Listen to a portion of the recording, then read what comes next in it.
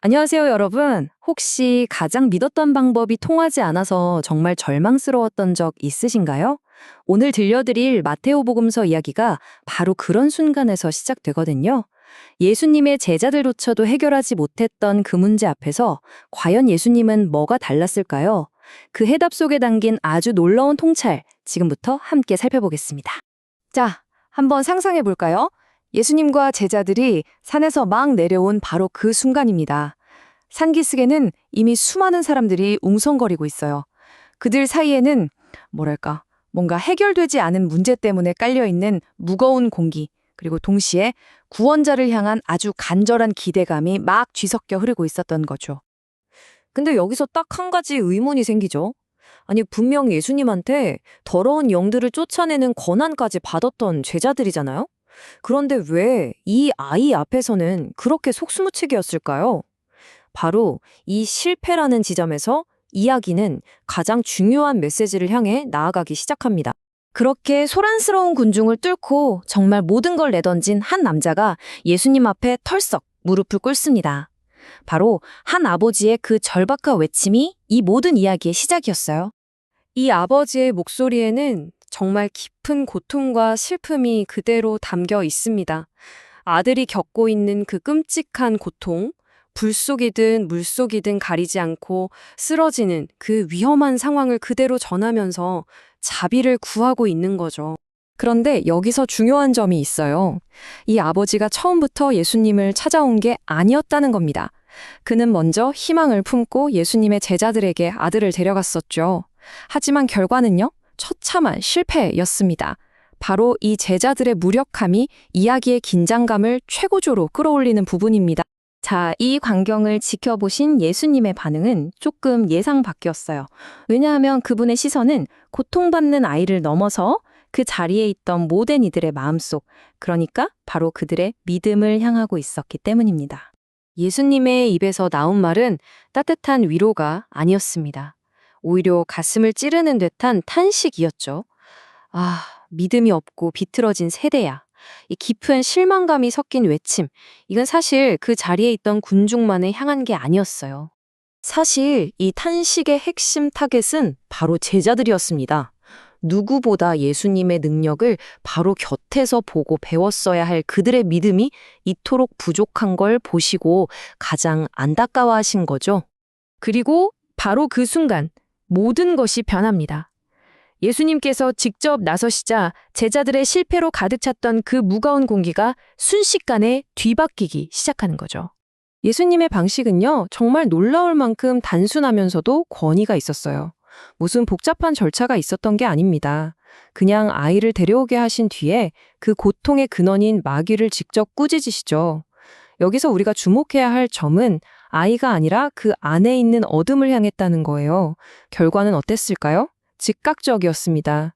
제자들이 그렇게나 애를 썼지만 실패했던 그 일이 예수님의 단 한마디에 해결되면서 아이는 완전히 나았습니다. 이 엄청난 기적이 일어난 후에 제자들이 조용히 예수님께 다가와서 묻습니다. 아마 우리 모두가 궁금했던 바로 그 질문이겠죠? 어찌하여 저희는 그 마귀를 쫓아내지 못하였습니까? 자신들의 실패 이유가 너무나도 궁금했던 거예요. 그리고 이 질문이 바로 이 이야기의 핵심 교훈으로 우리를 이끌어갑니다. 제자들은 아마 뭔가 복잡한 영적인 비밀이나 특별한 기술 같은 걸 기대했을지도 몰라요. 하지만 예수님의 대답은 정말 충격적일 만큼 단순하고 명확했습니다. 다른 어떤 이유도 아니었어요. 바로 너희의 믿음이 약한 탓이다. 이거였습니다. 자, 예수님께서는 여기서 그치지 않으시고 이어서 믿음이란 게 도대체 무엇인지, 그리고 그 믿음이 가진 힘이 얼마나 엄청난 것인지 우리에게 아주 유명한 비유를 통해서 설명해 주십니다. 네, 바로 그 유명한 겨자씨 비유입니다. 당시 사람들이 볼 수 있었던 씨앗 중에 가장 작은 게 바로 이 겨자씨였거든요. 예수님께서는 바로 이 눈에 보일 듯 말 듯한 작은 믿음만 있다면 당시 유대인들에게 절대 불가능의 상징이었던 산을 옮기는 일조차 가능하다고 말씀하시는 겁니다. 그러니까 여기서 핵심은 믿음의 크기나 양이 아니라는 점이에요. 이게 정말 중요합니다. 예수님께서 강조하신 건 믿음의 본질이거든요. 겉으로 보기에 아무리 작아 보여도 그 믿음이 하나님을 온전히 신뢰하는 진짜 살아있는 믿음이라면 그 안에 세상을 움직일 힘이 있다는 뜻입니다. 자, 그렇다면 산을 옮긴다는 건 과연 뭘 의미하는 걸까요? 정말 문자 그대로 산을 막 들어서 옮기는 그런 마술 같은 걸 말씀하시는 걸까요?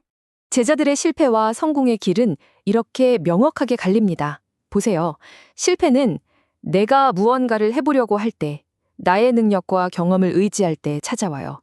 반면에 기적은요, 나의 힘을 내려놓고 보이지 않는 하느님의 능력이 일하실 수 있도록 공간을 내어드릴 때, 바로 그 온전한 신뢰 속에서 시작되는 겁니다. 맞습니다. 산을 옮긴다는 건 바로 우리 인생 앞에 놓인 도저히 불가능해 보이는 문제들, 거대한 절망의 장벽들을 의미하는 거죠. 그리고 진실한 믿음이란 그 장벽을 무너뜨리는 하느님의 그 엄청난 능력이 우리 삶에 흘러들어올 수 있는 유일한 통로가 되어준다는 겁니다. 자, 그럼 오늘 이야기의 결론을 정리해 볼까요? 핵심은 명확합니다. 바로 믿음의 힘이죠. 제자들은 능력이 없어서가 아니라 결정적인 순간에 그 믿음이 약해져서 실패했던 겁니다. 이 이야기는 우리에게 아주 분명하게 보여주고 있어요. 정말 아주 작은 믿음이라도 그것이 진짜 진실하기만 하다면 그 믿음이 하느님의 무한한 능력이 우리 삶에 개입하는 통로가 된다는 것을요. 모든 것을 그분께 맡기는 것, 이것이 바로 이 이야기의 최종적인 초대인 셈입니다. 결국 이 이야기는 그냥 2000년 전 제자들만의 이야기가 아닙니다. 바로 오늘을 살아가는 우리 각자의 이야기죠. 여러분의 삶에 놓인 산은 무엇인가요? 그리고 우리는 그 산을 옮기기 위해서 지금 무엇을 신뢰하고 있나요? 이 이야기는 우리에게 말합니다. 아주 작은 겨자씨 한 알만한 믿음이라도 그것이 진실하다면 우리 삶의 그 어떤 산이라도 옮길 수 있다는 희망의 메시지를 말이죠.